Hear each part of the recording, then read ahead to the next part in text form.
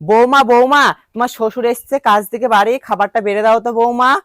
শাশুড়ি মা, আপনি কি দেখতে পাচ্ছেন না চোখে আমি এখন নেল পালিশ লাগাচ্ছি? এখন বলছেন কিনা ওই খাবারটা বেড়ে দিতে, কেন কিসের জন্য? আপনি বেড়ে দেন। ও বৌমা, তুমি কি করছো ঘরে?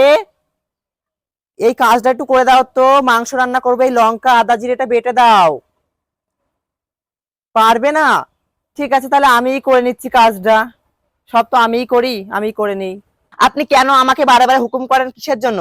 আপনি কি জানেন না আমি বাবার বাড়িতে কোনো কাজ করতাম না? তার স্বার্থ আপনি শুধু হুকুম করেই যাবেন কিসের জন্য? আমি পারবো না কাজ করতে, আমি কিচ্ছু পারবো না।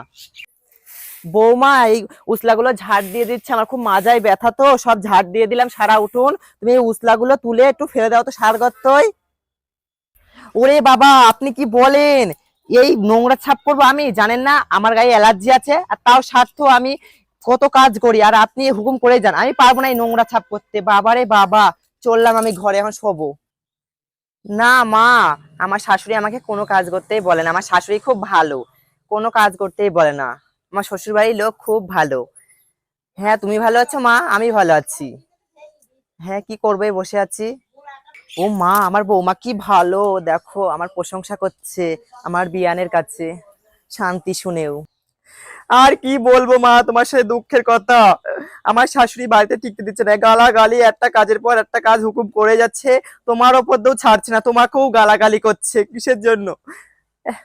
হ্যাঁ, সব কাজ করছি আমি বাড়িতে। ও আবার শুনবে আড়াল থেকে। ওরে বাবা রে বাবা, এ কি বেজ্জাত বৌমা রে! মার কাছে আমার নিন্দি করছে, আমি এই সংসারে থাকবো না, ছেলেকে বলে ওকে বাড়ি ছাড়া করবোই করবোই। আমি যাচ্ছি ছেলের কাছে।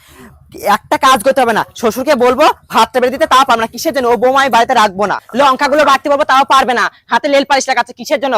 বাবার বাড়ি যা করেছে করেছে, এখানে যেন লেল পালিশের কথা শোনায় না আমাকে। লঙ্কা বাড়তে হবে আমার বাড়ি সংসার করতে হলে।